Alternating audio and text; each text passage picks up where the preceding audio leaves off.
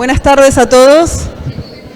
Bueno, siguiendo con el programa que se propuso para el CONDETA.net 2022, tengo el honor de presentar al doctor Roberto Guimaraes, que nos visita desde Brasil.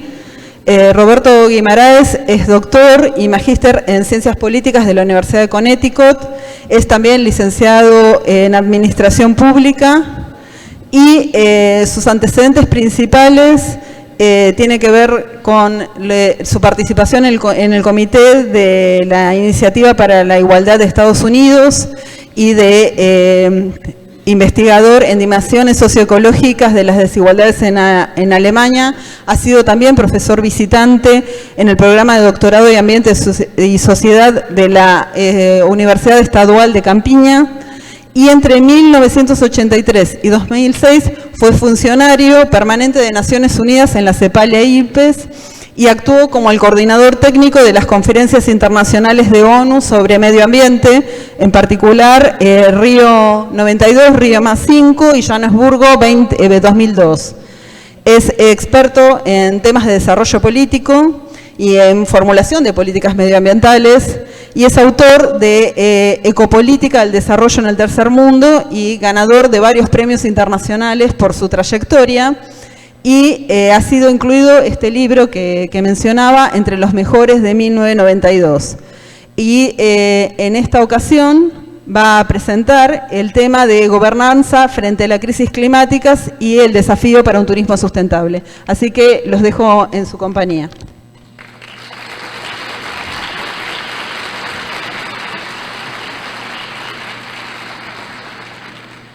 Bueno, muchas gracias. Y quisiera empezar con dos aclaraciones, porque como mencionaron que yo estuve en Naciones Unidas, yo no voy a borrar el currículum que leyó, pero me gusta más una presentación que yo hice en la Asamblea General, porque cuando llegué, el oficial de ceremonia me dijo: mira, yo tengo su currículum, pero me diga en 3 líneas, ¿cómo quiere que le presente? Digo, bueno, un currículum significa lo que has hecho de bueno en la vida. Entonces le pasé un papelito y el tipo no tuvo otro remedio que introducirme diciendo que el doctor Guimaraes es brasileño, nacido en Río de Janeiro, Flamengo, Mangueira, la escuela de samba, y padre de Rodrigo, Juliana y Fernanda. Ese es lo único decente que yo he hecho en la vida.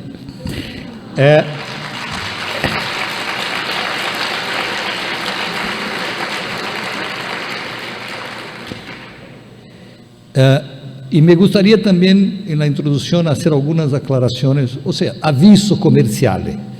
De lo contrario, no me siento a gusto para hablar. Primero, de agradecer muchísimo a Mariano y Ramiro, que son de turismo de Mar del Plata, por la clase magistral que me dieron en la mañana de la historia, la geografía y la arqueología de Mar del Plata. O sea, si yo fuera un tipo decente, tomaba un avión y me iba, porque ya hice lo que debía hacer, conocer a Mar del Plata. También me gustaría rendir homenaje a esas 2 lindas jóvenes que hacen la traducción, la interpretación en Libra, y para ahorrarles el tiempo, porque soy un buen alumno, lo voy a poner en señales todo lo que voy a decir, y ellas creo que van a hacer eso.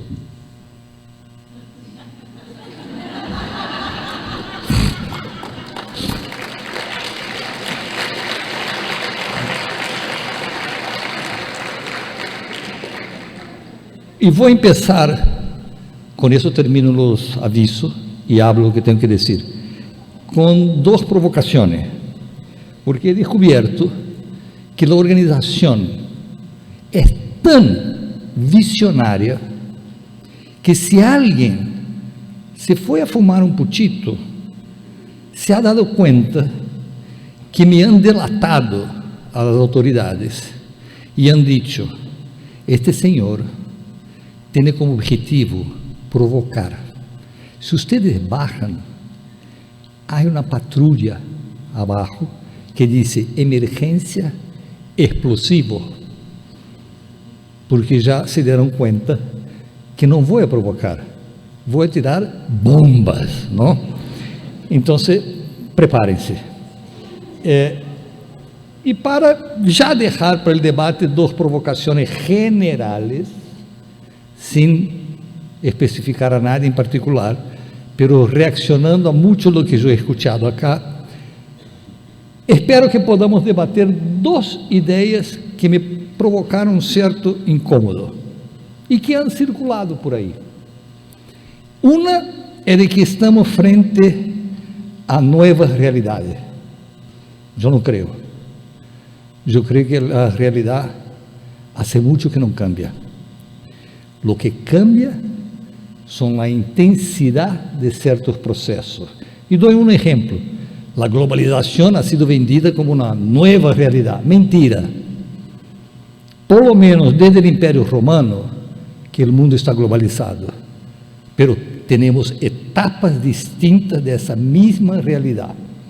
Então, me gostaria de questionar se realmente estamos frente a novas realidades ou novas dimensões da mesma realidade. Como um artículo que escrevi para uma revista de turismo, o problema não é que não tenhamos a resposta a essa realidade, é que quando las teníamos, cambiaram as perguntas. E é isso que vou tentar plantear agora, quais são as novas perguntas. E para os que têm que sair temprano, o qual é uma muestra de sabedoria, já vou deixar acá as 7 ideias que pretendo desarrollar. Primeiro, que para quem conhece o teatro do absurdo, provavelmente conhece a Samuel Beckett, que em 1953 tuvo o estreno de uma de suas obras maestras, que era Esperando a Godot. E toda a obra são 2 personagens, Vladimir e Estragon, que passam o tempo inteiro disfrazando o tédio de lo que não tem, de não ter que falar.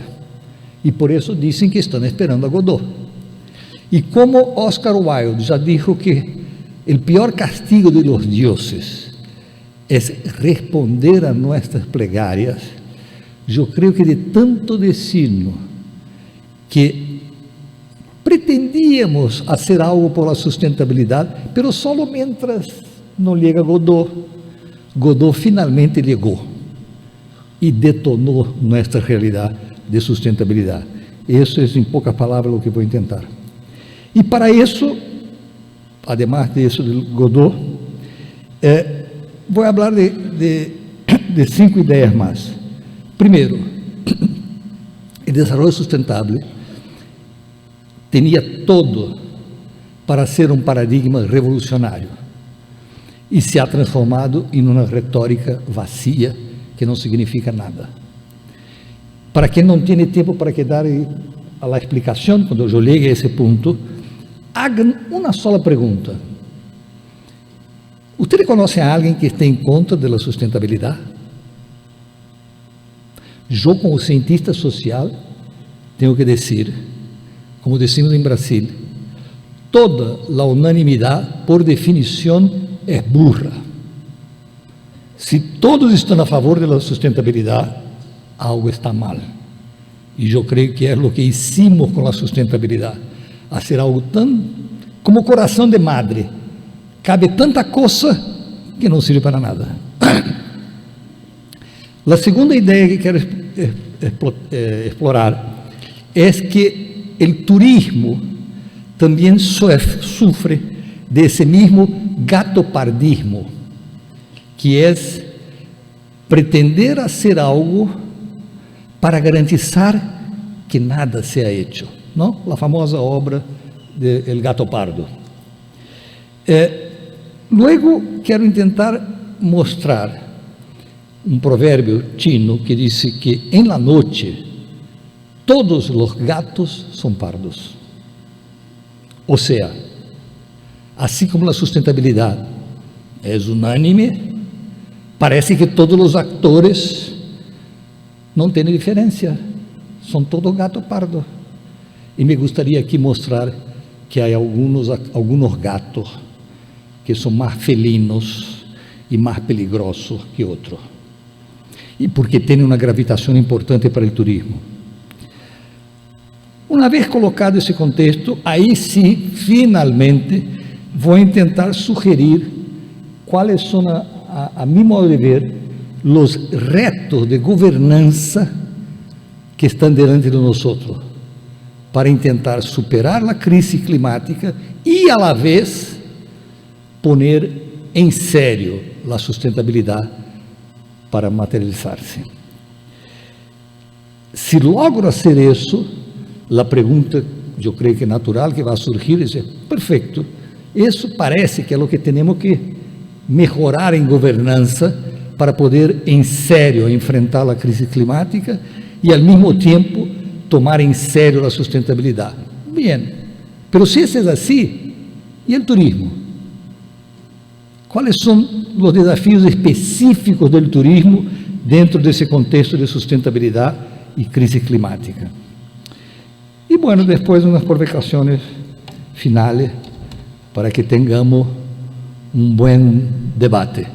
Então, empiezo por el início, mientras vão distribuindo já alguns tomates, huevos, para que podamos passar ao debate. Então, como eu dizia,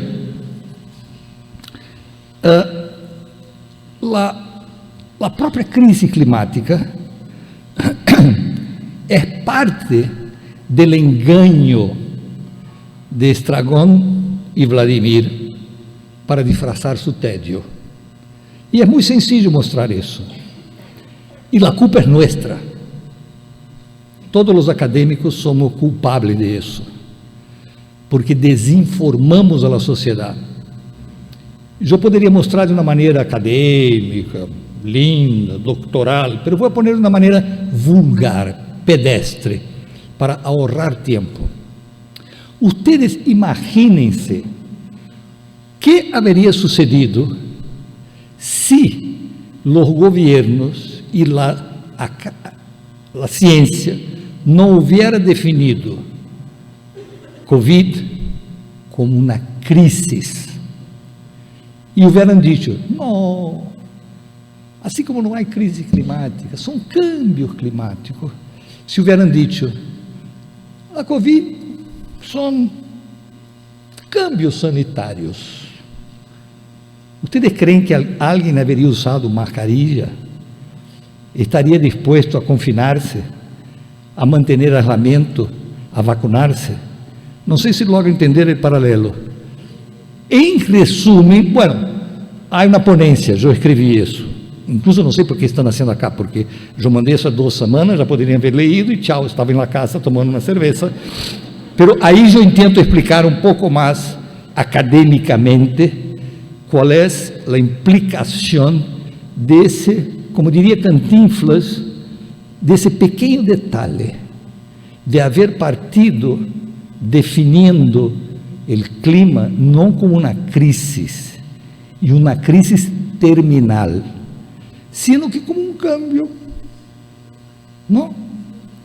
E eu creio que nada melhor que Harari Yuval, que muitos de vocês conhecem, não? El Sapiens, etc., resumiu isso que estou tentando de uma maneira brilhante. Bueno, é um tipo brilhante, que ele disse: se a humanidade não houvera hecho nada em relação à Covid, iam a morrer milhões de pessoas, como de hecho han muerto.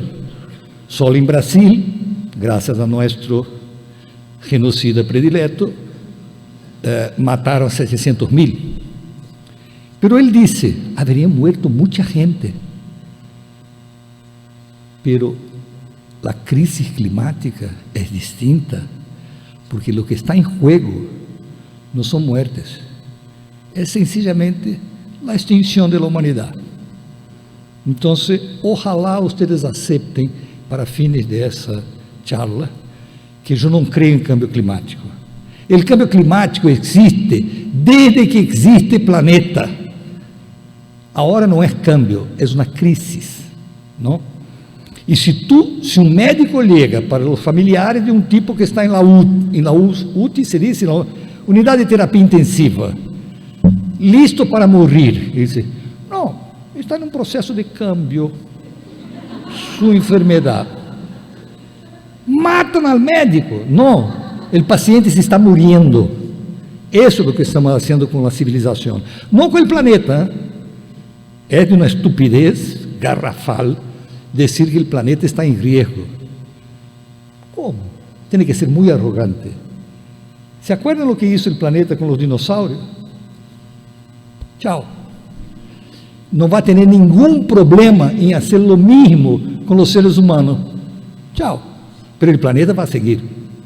Porque ese sí está en cambio. Nosotros no. Además, eu diria que isso que dijo Yuval não é retórica. O último informe, houve uma reunião agora há 2 semanas nas Nações Unidas, o último informe científico disse que já está comprovado um mínimo de 60% de probabilidade estadística de que nos próximos 5 anos se vai superar os 2 graus de aumento da temperatura. Por lo tanto, essa crise terminal não é algo para 2100, já está, não? E a manifestação mais fácil, digamos, que a mídia logra entender, quem acompanha os periódicos, o verano europeu foi mais caliente da história. E todos os modelos climatológicos preveiam que numa situação como essa, dramática, poderia ocorrer em 100 anos. Já ocorreu. Então, eu creio que não necessito seguir falando, não? E o último dado que me parece interessante não, nefasto, é que já está comprovado que hoje temos 100 milhões de pessoas desplaçadas por os eventos extremos. E esse mesmo estudo prevê que hacia 2050 todos estaremos vivos. Se Deus quer, hasta eu, com andador, pero vivo. Hacia 2050 não seremos 100 milhões. De seguir a tendência atual, seremos 1,5 bilhão de gente que perdeu sua casa. Pero há que ressaltar que se isso é toda a humanidade, como disse meu filho, menos. Não é toda a humanidade, é parte da humanidade. O que o secretário das Nações Unidas chama a brecha de emissões. 2% da população mundial é responsável por 2/3 do aumento da temperatura. E como disse o informe das Nações Unidas, o 50% da base da pirâmide social do planeta pode duplicar seu consumo sem nenhum efeito no calentamento global. Por lo tanto, sim, temos uma crise e não me venha com o cuento de dizer que estamos todos no mesmo barco. Porque 1% está na primeira classe e eu não estou nem na classe econômica, estou na bodega. Passemos agora, com esse clima de optimismo, a falar da sustentabilidade. Se vocês se acordam, a sustentabilidade que foi um termo acuñado por la IUCN, a União Conservadora, não? Em 1900, me olvidei o ano agora, 86, eu creio, criou a ideia de, que a gente disse que foi la Brundtland.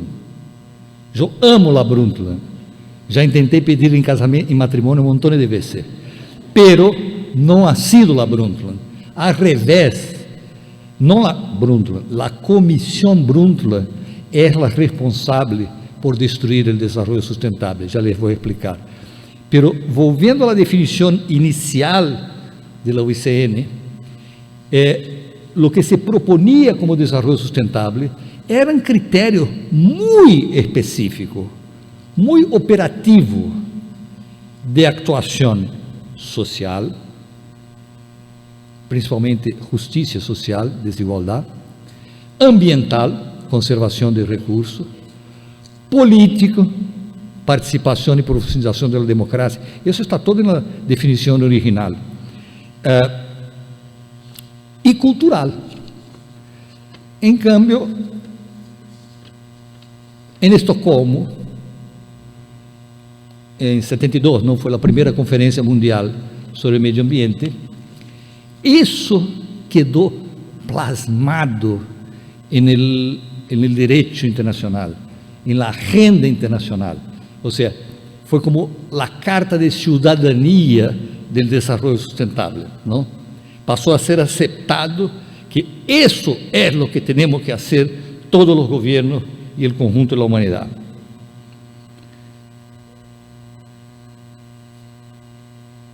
Em cambio, chegamos a Rio. Primeiro chegamos a Brundtland. E aí, é uma injustiça. Se está gravando, borre Brundtland. A comissão que foi coordenada por Brundtland sugeriu a definição mais destrutiva de desenvolvimento sustentável, que é o desenvolvimento que preserva as necessidades atuais sem prejudicar as necessidades das gerações futuras. Já vamos a ver que isso chega a ser ofensivo. Aguardem. Pero, em concreto, o que passou de Estocolmo a Rio? Rio, para mim, que sou sospechoso porque eu fui coordenador técnico dessa porqueria, e é bom aclarar, porque às vezes a gente diz, Guimarães foi o coordenador técnico de Rio. Mentira!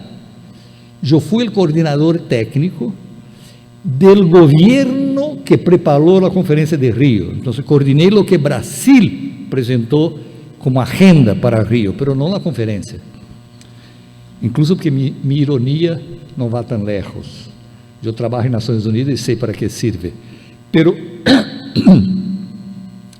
e que passou? Rio.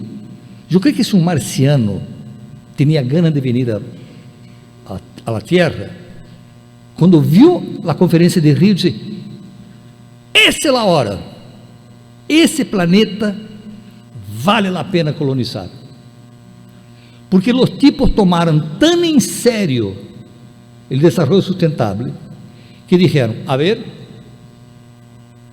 temos que ser coerentes, estamos dizendo que esse estilo de desenvolvimento, não, os modos de produção e consumo, são insustentáveis. Por lo tanto, temos que poner uma bomba nesse estilo. E puseram, com uma sabedoria quirúrgica. Primeiro, cambiemos a fonte de energia. Porque quando eu cambio a fonte de energia, isso foi o que se chamou a Convenção de Câmbio Climático. Quando eu cambio a fonte de energia, eu acabo de explotar com dinamita os patrões de desenvolvimento, porque vai ter que cambiar o consumo, vai ter que cambiar a produção. Não é substituir o petróleo por eólico, não é por aí. Leiam a convenção. Pero aí os tipos disseram: não, pero nós somos argentinos, podemos mais. Então, además de detonar o pilar do estilo, cambiando a fonte de energia, que tal se cambiamos o conhecimento científico? Como?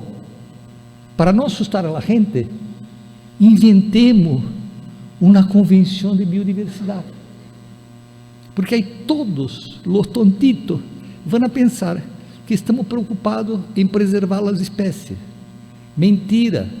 Claro que o resultado vai ser preservar as espécies, mas se leem a convenção, é muito mais que isso. E eu sugiro que vocês leiam, para saber cientificamente que realmente éramos felizes e não sabíamos, e os marcianos deveriam visitar-nos. Porque a convenção estabelece que, de agora em adelante, todo, e foram muito detalhistas, todo o benefício científico, tecnológico, econômico, social, produtivo e comercial tem que ser equitativamente distribuído entre os que explotam a biodiversidade, não, os mais avançados, e os que têm a biodiversidade. Imagínense o que isso vai ser com o conhecimento científico. O dia que a Bayer não, que os japoneses vão na Brasil, estudem o Guaraná, descubram que o Guaraná tem propriedades farmacêuticas espetaculares e intentem patentá-lo, e os brasileiros dizem, há uma convenção acá, você pode fazer o que quiera, pero todos os benefícios vão ser de ustedes e de los tipos de la Amazonía. ¿Se dan cuenta como era revolucionário?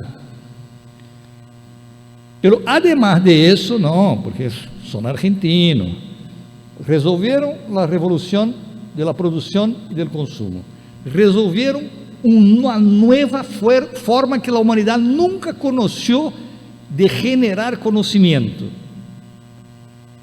Já, pero temos que programar o direito. E aí inventaram coisas igualmente revolucionárias. Vou mencionar 3. Responsabilidade comune, pero diferenciada. Todos sofremos a crise climática, certo? Todos temos responsabilidade para resolver. Sim, pero calma. Quem provocou mais vai ter que poner mais para resolver. Já?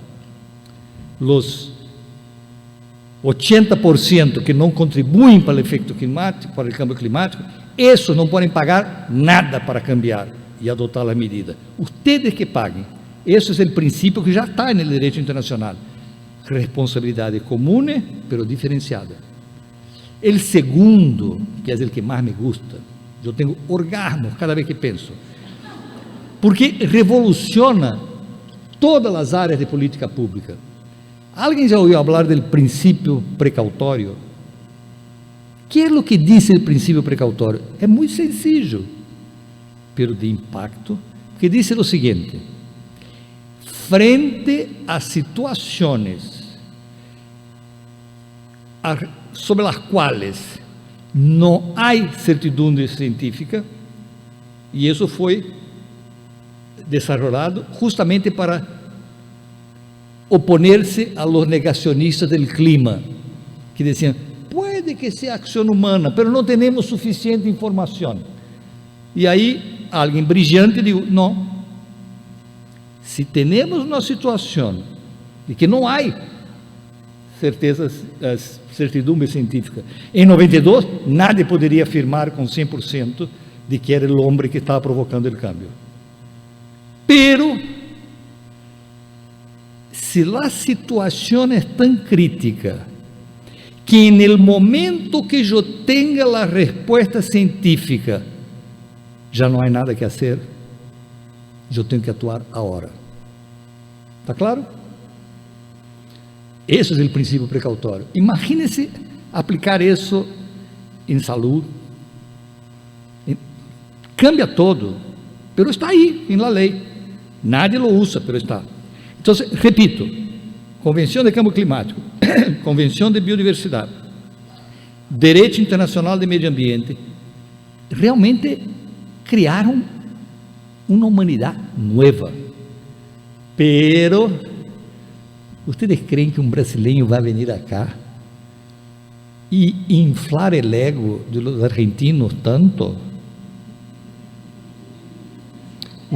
Ustedes inventaram o câmbio climático, supongo, a Convenção de Câmbio Climático, a Convenção de Biodiversidade, os princípios de direito ambiental, pero ha sido um brasileiro que foi secretário da UNCTAD, da Conferência de Comércio, foi ministro da Amazônia e ministro do Meio Ambiente em Brasil.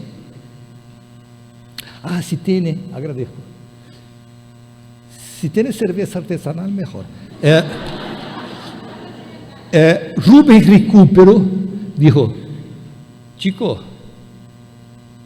perfecto porteño, ustedes son sabios, pero falta una cosa para que essa conferência seja séria. Todo isso que estamos dizendo vai tomar tempo. A Convenção de Câmbio Climático não é del dia à manhã. Biodiversidade tampouco. Então necessitamos um plano de transição. Alguém se acorda como se chama esse plano?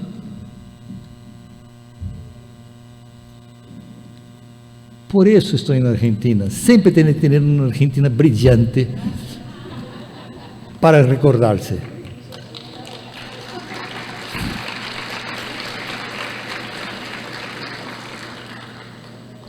Pero foi precisamente a Agenda 21. Que é a Agenda 21? Eu les dou um passagem em primeira classe, todo pagado, e vocês elijan, ou para o Carnaval em Rio, ou para ver Flamengo campeão mundial agora fim de ano. Dudo que alguém logre encontrar uma área que não está na Agenda 21. São 114 capítulos, centenares de ações. Se você disse, que hago com a cloaca de Mar del Plata? Aí está. Ou seja, a Agenda 21, em sério, eu me dediquei a isso, porque eu sou absolutamente anarquista e me gusta detonar as coisas. E eu passei um bom tempo tentando encontrar a falência da Agenda 21. Não há uma, não perdam seu tempo, não vão encontrar. E aí os tipos disseram, dale recupero, Brasil está recuperando, vai cambiar o placar, não são só os argentinos. E Recupero disse, não, calma, ter um plano, porque a Agenda 21 era para durar 10 anos, del 92 ao 2002, porque del 92 ao 2002 iam a produzir-se os efeitos da Convenção Climática, da biodiversidade, etc. E você dizia, já, não, calma, não vamos agaçar a hora, esperem, sigam aí sentaditos, porque ter um plano cambia tudo. Mas como se faz um plano sem plata? E aí se dedicaram uma semana mais a detalhar quanto custaria para pôr essa Agenda 21 em prática. A hora que já descrevi o mundo ideal, eu vou fazer-lhe orar, ou como mínimo lhe amar a seu psiquiatra. Que se hizo com a Convenção de Câmbio Climático? E tudo o que vou dizer agora, e puedo comprovar. Bueno, tenho livros, quem queira pode ler. 80% ha sido obra de los delinquentes del planeta, que espero que sejam os primeiros a desaparecer quando se extinga a humanidade. Os americanos, os ingleses e os australianos. O cambio climático bastou um delinquente em seu estreno no escenário delinquencial planetário, porque depois completou sua obra matando 900.000 iraquíes. El Bush padre, puso Rio rehén e disse: Estados Unidos não participa. E só chegou ao último dia. Por quê? Porque o mundo, uma vez mais, bajou a cabeça para Estados Unidos e cambiou a convenção para quitar todo o que era mandatório e substituir por metas de cambio de la fuente de energia. Pero como não são tontos, porque todo el gangster é profissional, acrescentaram ao final essas metas, tudo o que queríamos, não, são metas. Coma quando seja possível. Ou seja, o que fizeram com a Convenção de Cambio Climático? Ustedes la classifiquem com seu psiquiatra. E a biodiversidade foi pior, porque foi aprovada no último dia. Então não havia tempo para a reforma, para reformar a redação. Leiam, chega a ser ridículo, não? Produz vergonha ajena. A convenção sigue igualita, pero acrescentaram em cada artículo, coma, sempre que seja possível. Acabou, não há convenção.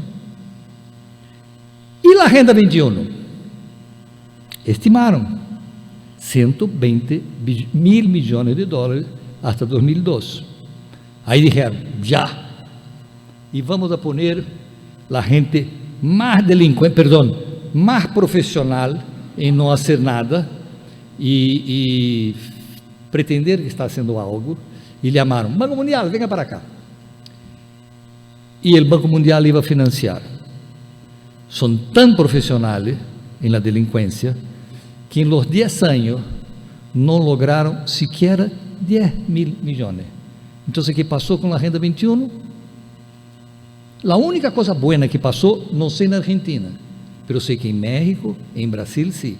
Algumas municipalidades disseram, isso é um tesouro. E fizeram Agenda 21 locales, que han provocado muitos cambios. Pela Agenda 21 global, se foi. Então, entendem por que eu posso tecnicamente dizer que o desenvolvimento sustentável era um cambio revolucionário de paradigma e se transformou na retórica vazia, porque todo o que está adentro, está contenido no desenvolvimento sustentável, se foi. Como eu já deveria estar terminando. Então, vou falar rapidito para justificar que estou fazendo acá o turismo, não?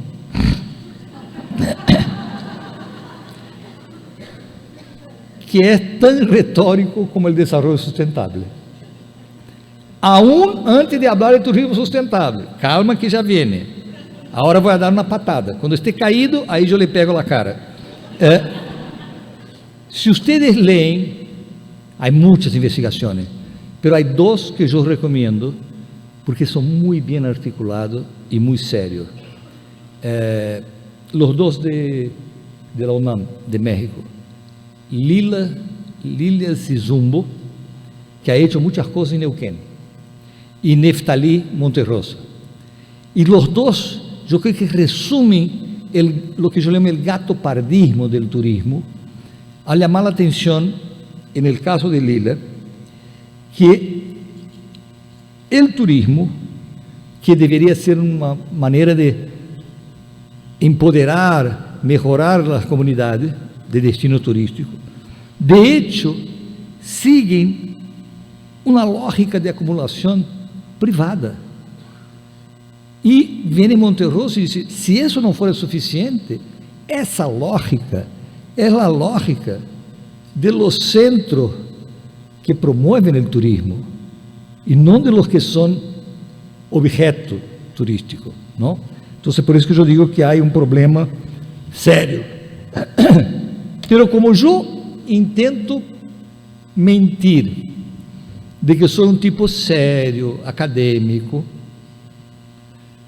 eu sugeri algo um pouquinho mais profundo que Lila e Neftali, que eu digo, em realidade, para entender o turismo, necessitamos um novo Marx, porque se vocês miram conceptualmente qual é a função do turismo, é mercantilizar o território. Então, se Marx se puso famoso porque inventou a noção de plusvalia, a explotação da força de trabalho, se ele estivesse vivo, ele ia dizer, chuta, recorrem o capital, não está completo, porque me olvidei de mencionar uma nova plusvalia, que é a plusvalia pela explotação de los recursos naturales.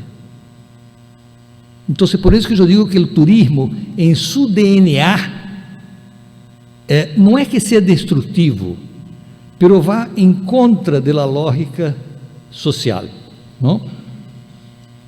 Isso me permite falar de los actores. Estou chegando ao final já, não se preocupem. Que é los gatos. E há uma forma sencilla de ver isso. Porque quem não ha escuchado o que vou dizer agora? Eu escutei muitas vezes e tinha essas coisas de magnésia, porque chegou um momento que só de escuchar a frase eu começava a vomitar, que é quando a gente diz, não, isso é tudo perfeito, isso, sabemos o que temos que fazer, falta vontade política. Me dá gana de pegar, escupir na cara.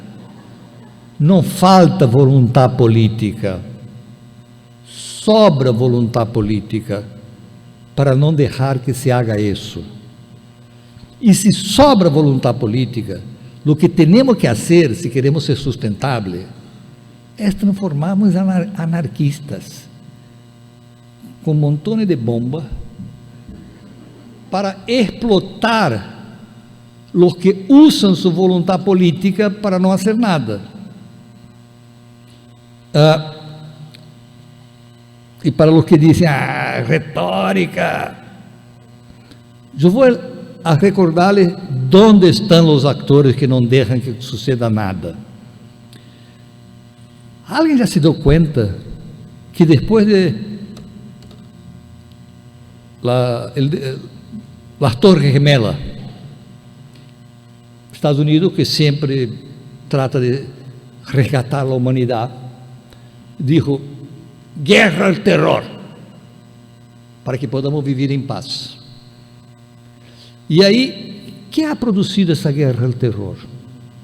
Mira como o planeta está muito melhor. E nesses 21 anos, han matado a 1,5 milhão de pessoas, destroçado 85 países, e han gastado, eu sempre me equivoco com essa coisa de bilhões, trilhões, em português são trilhões, que eu creio que em espanhol são 1.000 milhões, montones de zero. A guerra ao terror custou aos Estados Unidos não, nós, porque nós que pagamos o déficit americano, 8.000 milhões. Sabe o que significa isso? Sabe quanto Nações Unidas, o IPCC, você conhece o IPCC, sabe quanto Nações Unidas calcula que necessitamos para terminar com o aquecimento? Se acabou. Alguém sabe? Vamos, Argentina! 1.000 milhões. Então, em nome de resgatar a paz no planeta, queimamos 8 vezes mais de lo necessário para terminar com a crise climática. E você diz, Deus mío, não, calma, tudo que pode empeorar, empeora. Os governos, e aí não foi só os Estados Unidos, de todos os países, excepto um dia eu vou renunciar à minha cidadania brasileira para assumir essa, porque essa gente se provou que é séria. O único país que não hizo o que vou dizer agora foi a Islândia. Quando houve a crise financeira, os governos que não têm plata para o cambio climático, falta a vontade política. Pero se tiveram vontade política para entregar em 8 semanas 14.000 milhões a 6 bancos. Repito, os únicos que não fizeram isso são os irlandeses, que a vez de dar plata a los blancos, cerraram e os banqueiros estão na cárcel até hoje. Não? Um dos beneficiados hoje é secretário do Tesouro. Então, me quer falar de vontade política? Eu gasto, peraí, eu calculei, Eu gasto 20 vezes mais recursos do que Nações Unidas disse que necessito para terminar com a crise. Eu gasto 20 vezes mais em guerra e resgatando a banco. Não me venham a falar de vontade política, porque vou vomitar.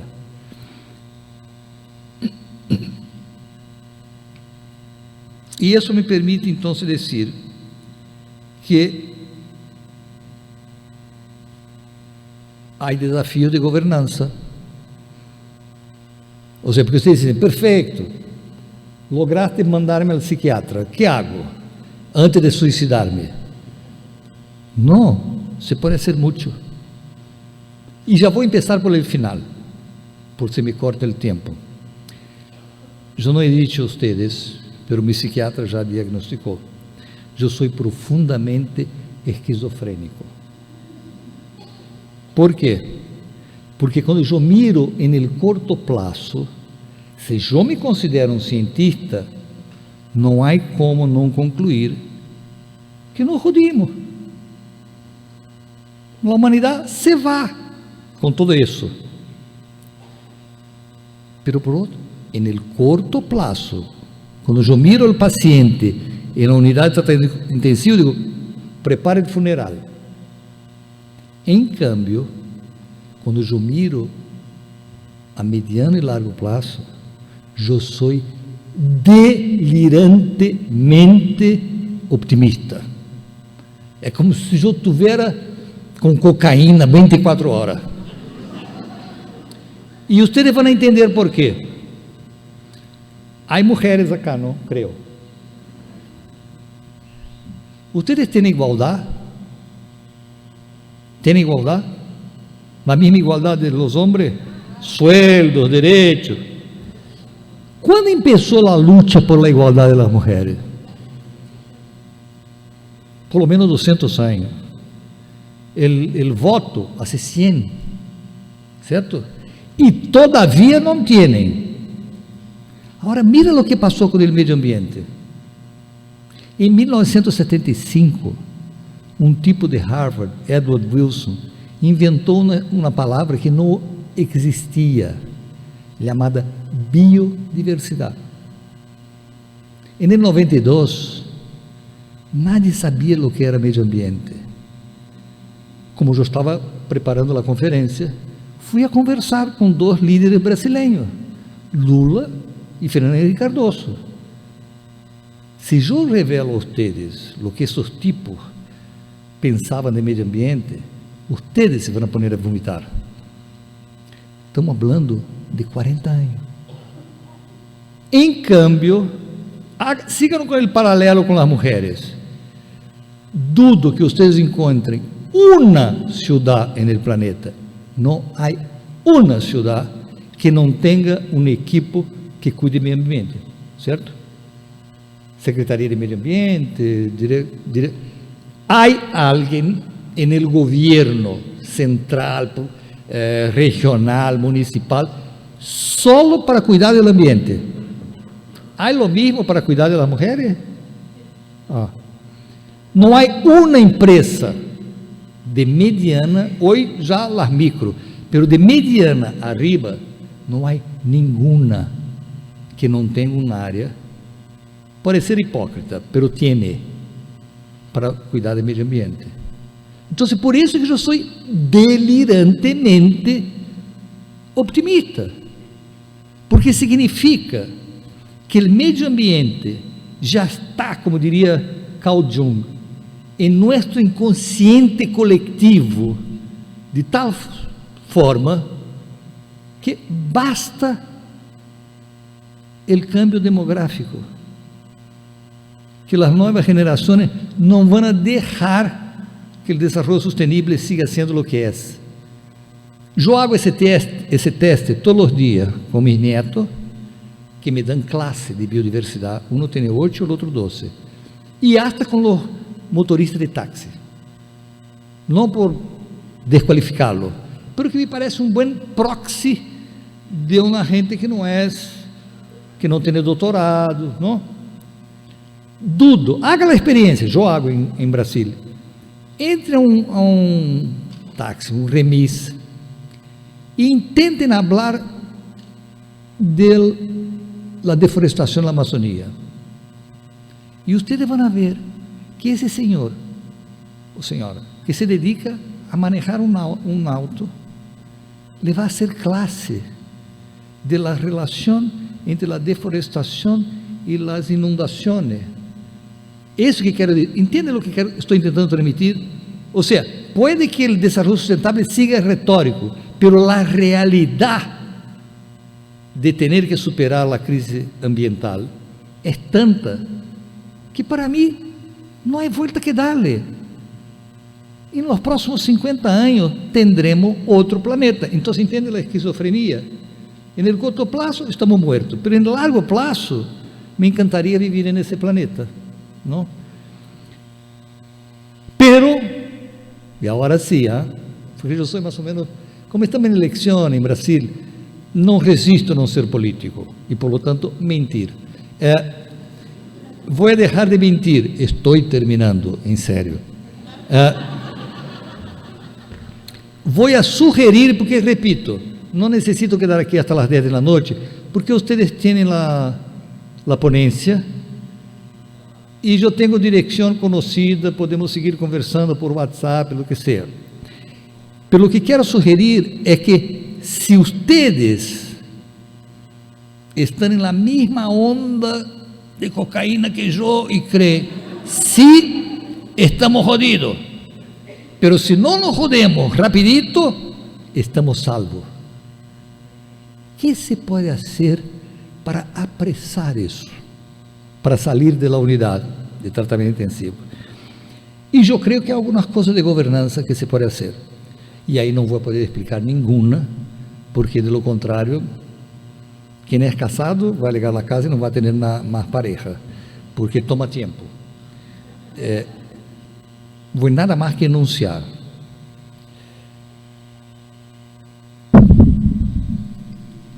Primeiro, teremos que reforçar os direitos coletivos, os chamados direitos difusos, não? Que não há nadie que os defende. O direito laboral, o ambiente não tem atores. Então, temos que incorporar a ideia de defender direitos difusos, não? O que significa isso? Em termos concretos? Graças a Deus, parece que não é o caso de Mar del Plata. Destruyan a privatização de los serviços básicos. E não sou eu que digo. Em los últimos 5 anos, 300 das maiores cidades do planeta, Berlim, Paris, todo o que quieran, han revertido a privatização do água e volviu a ser um bem público, porque a lógica da provisión e o abastecimento do água é opuesta ao mercado. Então, isso é o que quero dizer, que é muito concreto, muito operativo.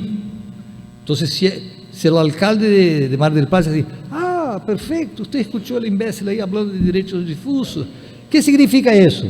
Simples, alcalde, se a água é uma empresa privada, vuelva a pública. Ou seja, há coisas muito concretas.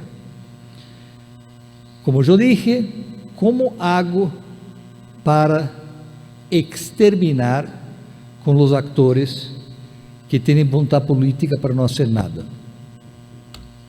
Não necessito Bin Laden, basta usar a Organização Mundial do Comércio.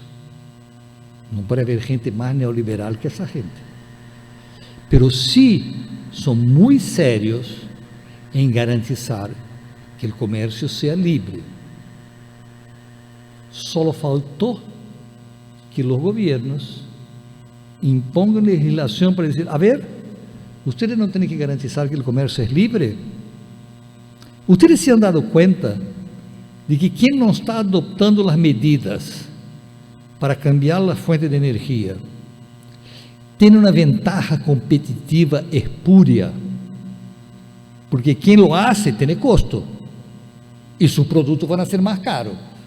Usted que não hace nada, sigue vendendo barato, e com isso garantizando a destruição do planeta. Então não necessito nenhum ambientalista, só necessito que a Organização Mundial de Comércio puna a los países que não tomam as decisões ambientales, não por el ambiente, por el impacto em la destruição de um comércio livre. Entenderam por quê? Então, todo o que estou dizendo aí que está na ponência, são todas coisas muito concretas que o alcalde de Mar del Plata pode hacerlo. Lo outro é terminar com os subsídios perversos, não? E que alguns são invisíveis. Por exemplo, quando falamos de cambio climático, gás de efeito invernadeiro, qual é o primeiro que se nos ocorre? Transporte. Auto privado. Mentira. Avião. Mentira. Sabe qual é o setor que mais contribui para os gases? De hecho, contribui. Não me cream, né? Mirem a ponência e vão buscar a fonte. O cemento produz 3 vezes mais gases de efeito invernadeiro que toda a indústria aérea, de transporte aéreo.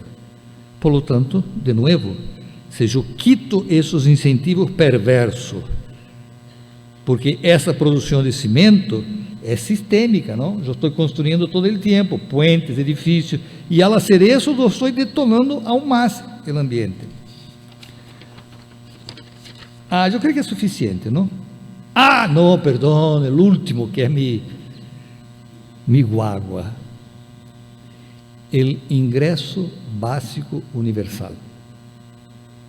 Se eu tiver que elegir uma medida para cambiar a governança da insustentabilidade por a governança da sustentabilidade e da superação da crise climática, eu diria, temos necessidade, não de manhã, ayer, estabelecer um ingresso mínimo universal. E aí, mais de um vai dizer, Roberto, vem, tomemos um café, porque eres muito ingênuo. Seria lindo que todos os habitantes do planeta, ao nascer, já tivessem garantizado um ingresso mínimo. Pero, maestro, não há plata, não é nem vontade política. Eu quero, Macri quer, Kirchner quer, o presidente do Banco Central quer, pero não há plata. Será? Primeiro, não sou eu que digo, 100, de novo, não cream em mim, entre Davos, na reunião deste ano, os 100 maiores milionários do planeta exigiram, lançaram um manifesto exigindo que os governos passassem a taxar sua fortuna. E sabe por quê? Não são tontos.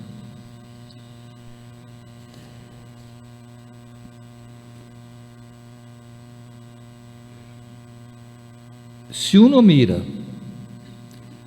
a base da tributação, e esse é o que está por detrás desses milionários, que são milionários, mas não são imbéciles. Se uno mira qualquer país, que é o que garantizava a plata pública para invertir? Eram os impostos, não? Principalmente agricultura e manufatura. Pero isso cambiou. La média, o promédio mundial, se em 1950 a agricultura respondia por 10% do PIB mundial e manufatura 42%, hoje representam o 3% e o 15%. Ou seja, não há nada mesmo. O que hoje mantém a riqueza se chama a especulação financeira. São os serviços financeiros que são esses milionários que não pagam imposto. Então, os tipos sabem que se eu empiezo a taxar, nunca nadie reclamou que taxar a agricultura, certo? Em geral. Ni la manufatura, porque o governo necessita de plata para ter educação, saúde. E por que não os bancos? Por que não os rentistas? Por que não os especuladores como eu, jogando muita plata, invirtiendo? Tanto que um banco, não me acordo o nome, por isso não vou dizer, pero escreveu um manifesto há pouco, chamando o setor financeiro global polvo vampiro com rosto humano, porque mueve 36 vezes mais que toda a riqueza produtiva do planeta.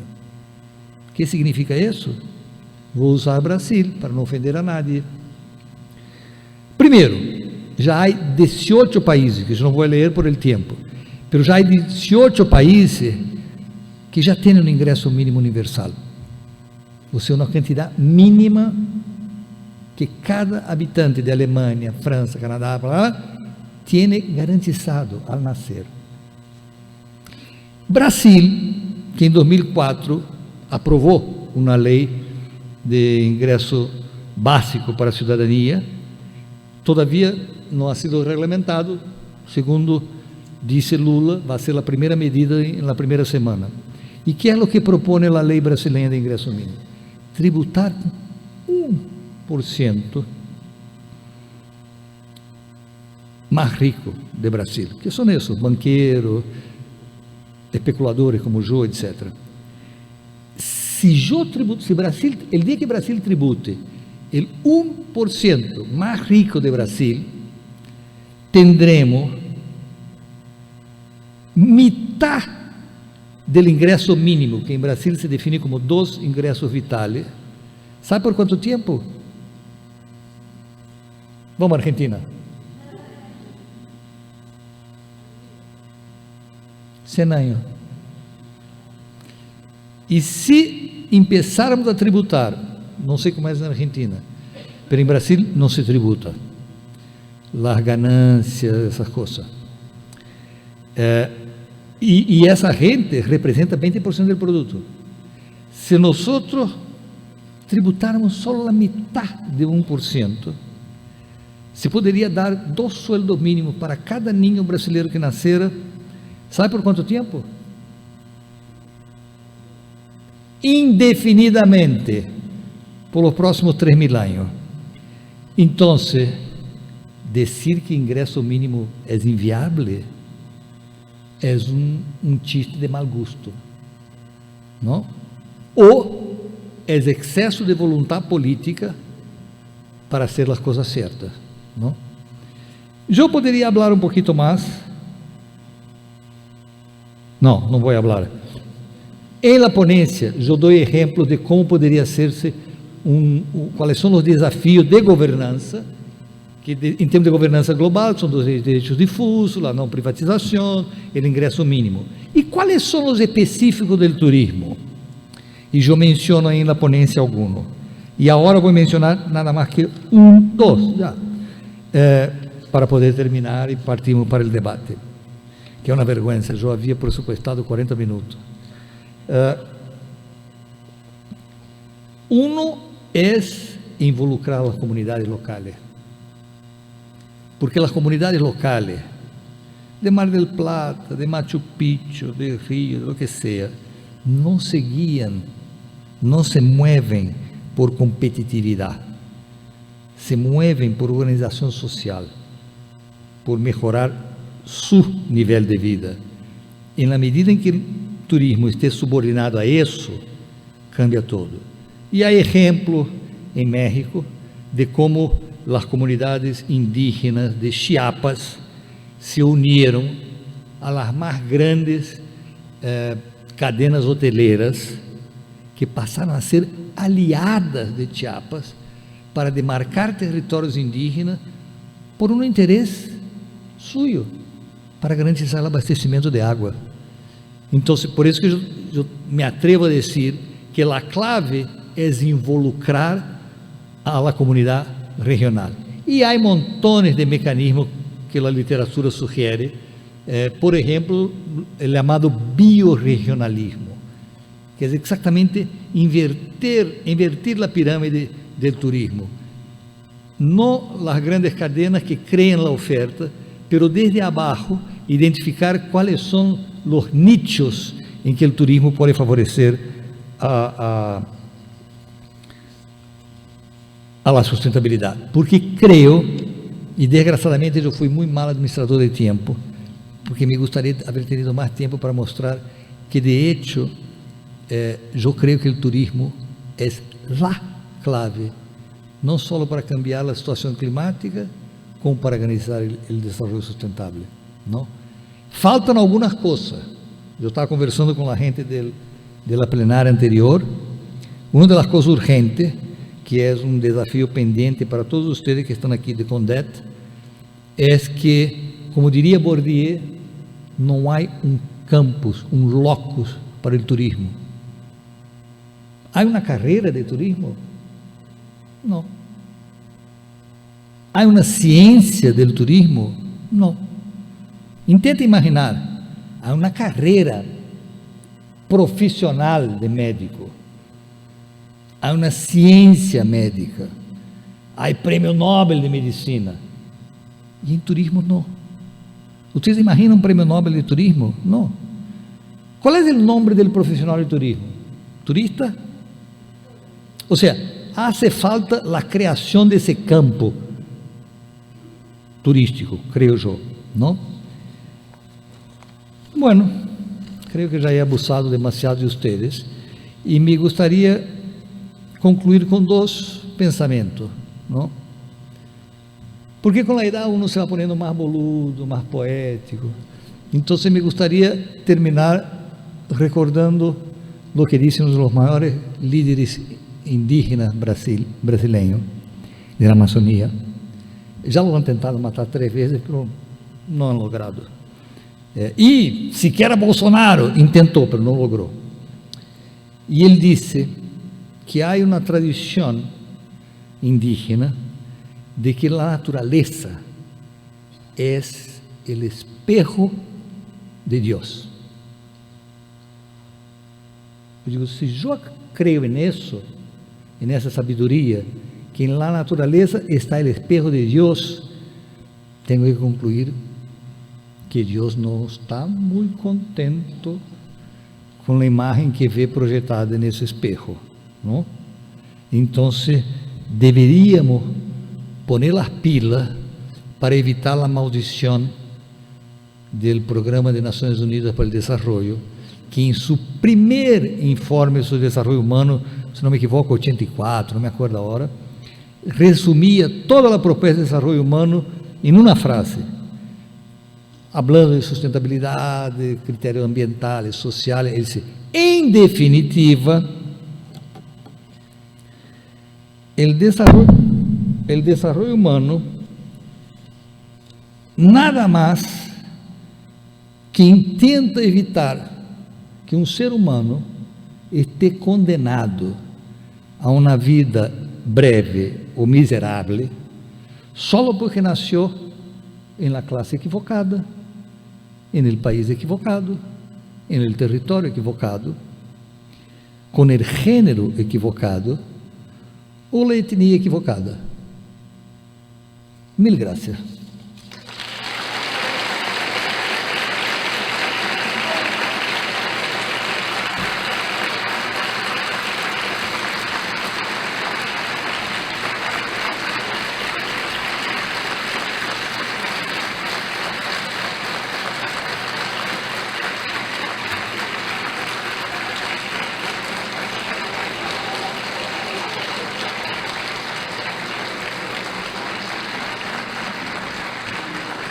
Muchas gracias, Roberto. Vamos a dar lugar a preguntitas. Tengo las preguntas.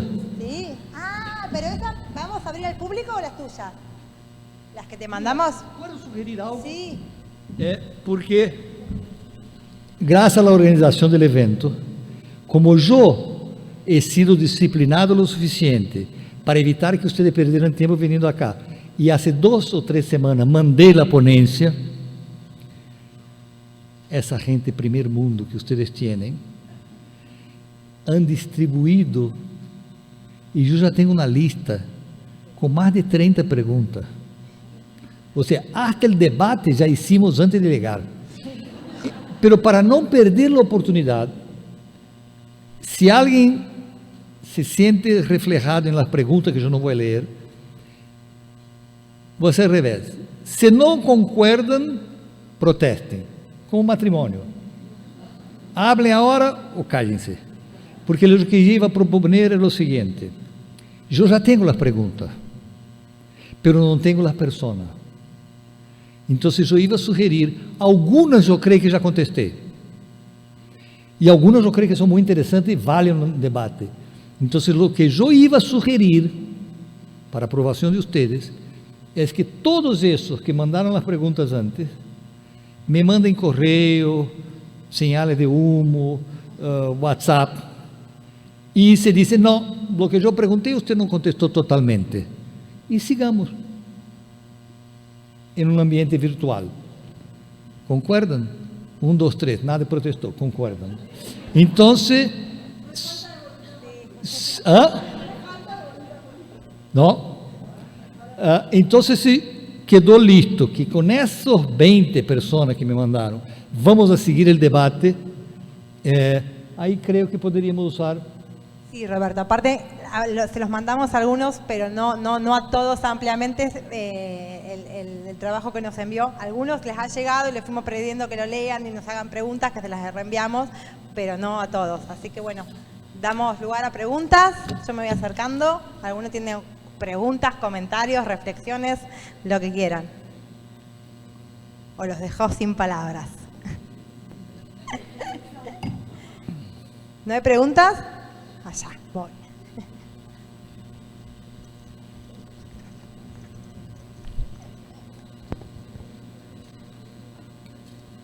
Hola, buenas tardes.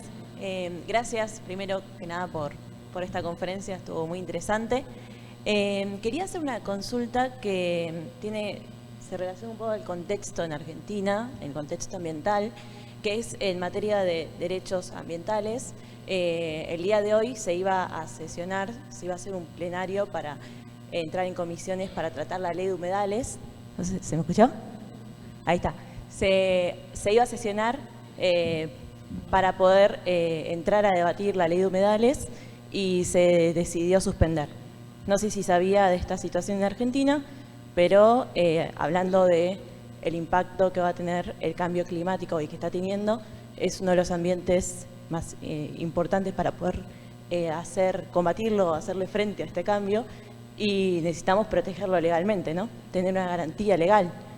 Me gustaría saber qué piensa en relación a este tema, porque es algo que nos involucra a todos. Si yo entendí bien, porque me perdí un poco. Perdón, es que no se escuchaba. Usted estaba hablando de algún tipo de ordenamiento, legislación que se estaba discutiendo. Sí. Pero que se ha postergado, no se ha llevado a la práctica. Claro. Sí. ¿Qué pienso de eso? Sí, ¿qué podemos debatir sobre este tema? Porque muchas personas que estamos muy involucradas en el tema nos impacta que se haya suspendido, y tiene que ver con el tema de la falta de interés político en tratar estos temas, por el tema de los intereses. Pero bueno, estaría bueno saber su opinión sobre este tema. La opinión es muy cortita, me da ganas de llorar. O, como decía Fito Páez, me da ganas de llorar o salir a matar. Pero creo que hay esperanza. ¿Se acuerda que yo soy esquizofrénico? Y hay un movimiento ahora en Europa que yo encuentro que tiene una perspectiva muy interesante, que son comunidades que están usando, porque está ahí, el derecho ambiental está, y usando el derecho ambiental, usando las cortes, en el caso de la Suprema Corte de la Unión Europea, y usando la Organización Mundial de Comercio, están llevando las empresas al tribunal. Por ejemplo, las 4 o 5 maiores petroleiras só na hora, como se diz quem é acusado? Em português se diz réu. A parte que é acusada. São acusado. Bueno, não, é que há um termo jurídico que é mais jodido. Pero digamos que são acusados de devolver. Os tipos não sabem como sair dessa maranha legal, porque calcularam quanto essa companhia de petróleo han recebido de subsídio. São 9 mil bilhões. Em português, 9 trilhões. É mais grande que o PIB brasileiro. E estão dizendo, perfeito, eu não tenho o direito ao consumidor, se você me lesa, me tem que indemnizar. Ou seja, que as petroleiras nos indenizem. Então, isso que eu estou dizendo, que é o que se pode fazer? É o que eu chamo guerra de guerrilla, que é usar o que temos disponível, seja a lei, seja a ordenança municipal, para fazer com que os que têm vontade política para não fazer nada sejam penalizados. Então, quando você diz, que hacemos frente a isso? Se não temos resposta, a coisa está mal. Porque se nós não temos resposta, quem vai ter? Não? Já sabemos que o governo não vai ter, nenhum governo. Há um governo de esquerda, progressista, da Noruega, não. Os governos, por definição, são conservadores. Os governos somos como papás.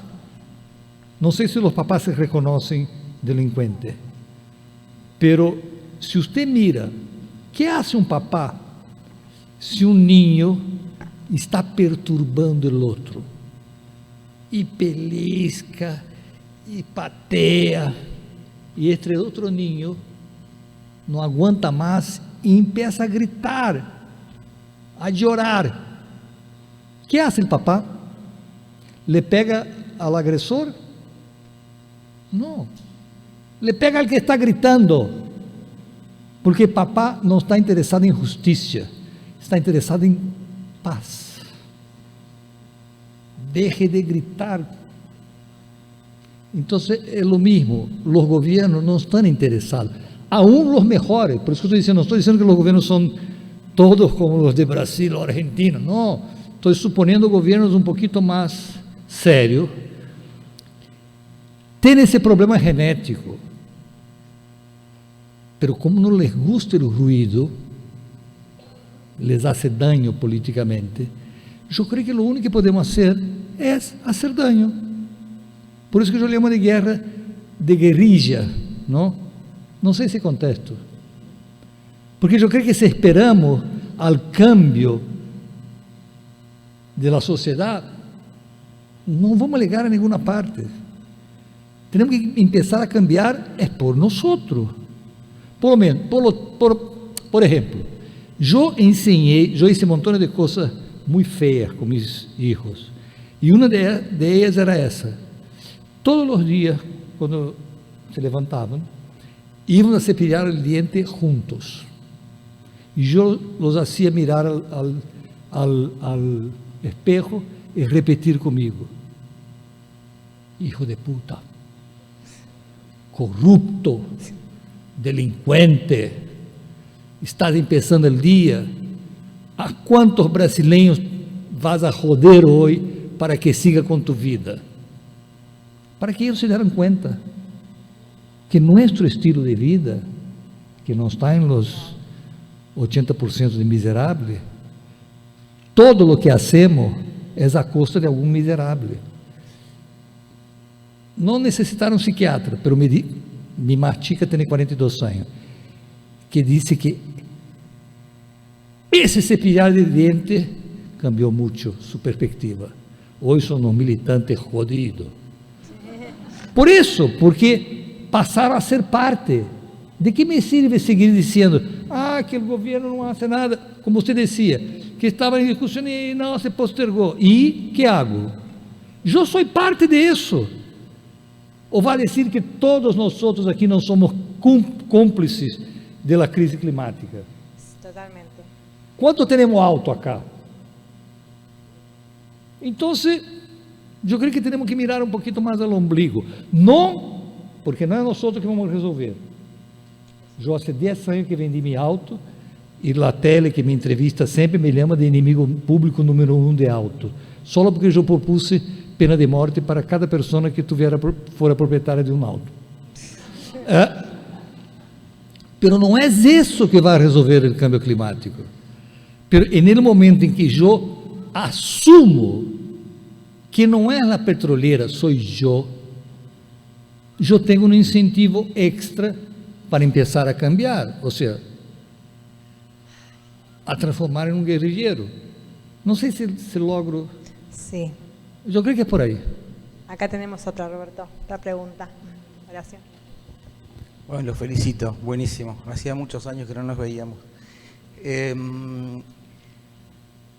Ya somos más de 7.900 millones de personas en el mundo y como usted bien dice, quizás el 1, 2 o 3% son responsables de la mayor parte de los problemas que estamos viviendo.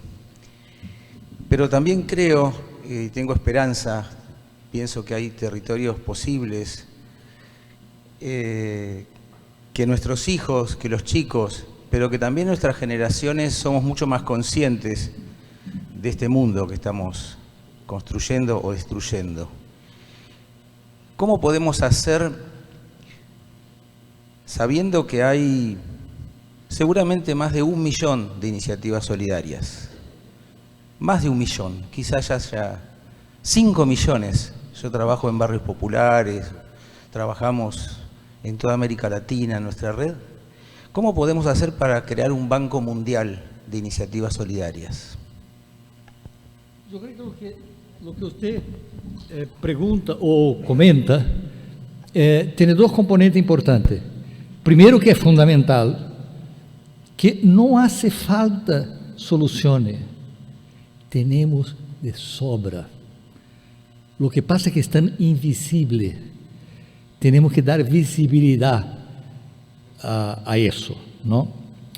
O Banco Mundial já houve um germen e tão revolucionário que não foi solo por isso.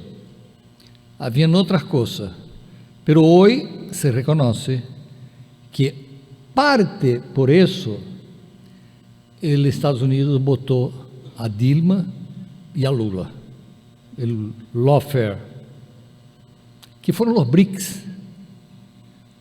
Os BRICS já estavam negociando mais que o Banco Mundial e já estavam a ponto de sair do FMI.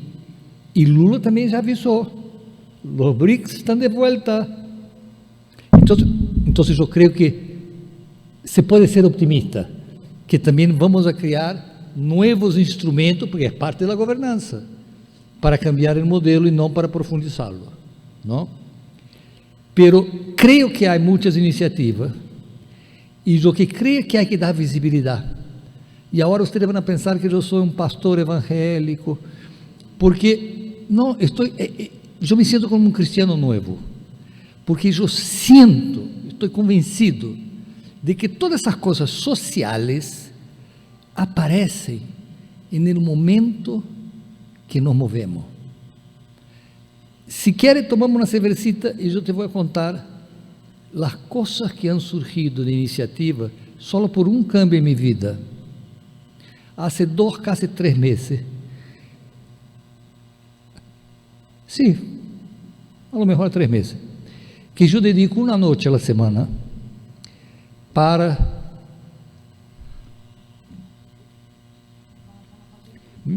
me pongo um pouco Reparte comida, emocionado comida porque cambiou minha vida. Noche de caridad los lunes.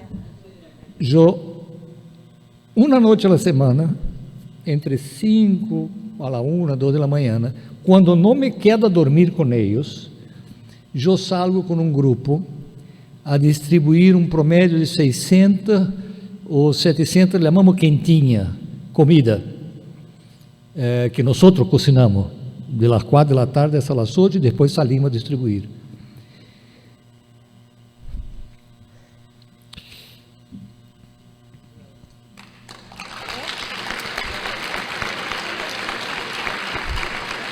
E, obviamente, outras donações, frazadas, roupa infantil. Pero qual é meu ponto? Não me pergunte por quê. Não sei todavia conceptualizar. Pero algum clique isso me ha dado. Primeiro que me sinto muitíssimo melhor com eles e mais seguro que onde eu vivo na Lagoa Rodrigo de Freitas, não? E são as áreas mais marginais de Rio de Janeiro. Eu não iria em la tarde, porque não vuelvo, pero vou às 12 da noite, porque estou com eles. Lo que já me ha surgido, não é que me ha, se ha tornado visível coisas que estão com eles. Por exemplo, o maior, perdão que eu estou tomando muito tempo para contestar, o maior basural de Brasil está em Rio, se chama Lixão de Gramacho, e fim de semana logrei ir aí, porque é uma área dominada por tráfico, ou seja, tu caminha e os tipos estão aí com fuzil. Tomou par de semanas para lograr organizar e poder ir, pero solo de conversar com essa gente, digamos, intercambiar empatia, porque eu não vou resolver seu problema. Em 2 semanas vão inaugurar uma, como se chama? Hacer panes, amansaderia. Hã? Isso. Panaderia. Igual. Por isso que eu digo a todos que querem aprender espanhol, quando te ponham na dúvida, diga em português, porque é igual. Não intente cambiar, por exemplo, essa coisa de poner eu quero um pouco de sopa. Não, é um pouco de sopa. Está nascendo a mansaderia. E o que significa isso? Claro que tu vai dizer, isso é muito micro. São alguns postos de trabalho, vai generar ingresso e vai generar o pão que nós não necessitamos levar. E como eu não me iludo, eu sei que cambiou minha vida. Pero sempre intento, para manter a cordura, recordar-me de Maria Teresa de Calcutá, que tu pode dizer, perfeito, na medida em que nós nos involucremos, coisas que estão aí se tornam visíveis. Pero isso vai cambiar algo? É isso que vai cambiar a crise climática? E o único que me deixa dormir é que hicieron essa mesma pergunta a Maria Teresa. E ela disse, já não tenho mais angústia. Por quê?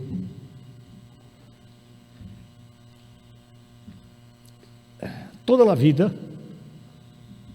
eu fazia meu trabalho em Calcuta, mas não podia dormir, porque eu ia à cama e dizia, Teresa, tu vas a cambiar algo? Tu crees que vai cambiar algo? O que hace? E aí me di conta de 2 coisas, realmente, todo o que eu puedo fazer é uma gota no oceano. Pero, sabe o que me deu força para seguir? Porque hoje estou seguro que se eu não hago, o oceano vai ter uma gota menos. Então, é por isso que vuelvo a lo que havia perguntado. Essa guerrilla, no momento que tu te mueves, é como vulcão. Porque tu pode perguntar, que dar comida a moradores de Caio, levar uma frazada, cambia? Só depois de dizer que cambia.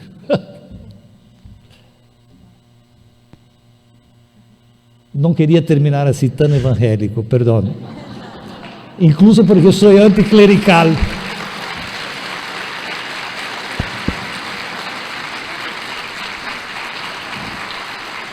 Millón de gracias, Roberto. Y a cambiar los chips emocionales. Gracias. Un honor tenerte acá. En nombre de la Universidad Nacional de Mar del Plata, y agradecemos nuevamente tu presencia.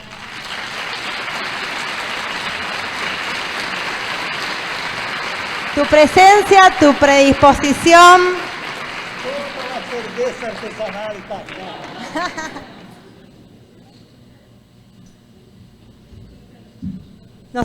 Por el día de hoy, las jornadas terminaron. Nos esperamos mañana en el tercer y último día del CONDET ANET 2022. Muchas gracias a todos.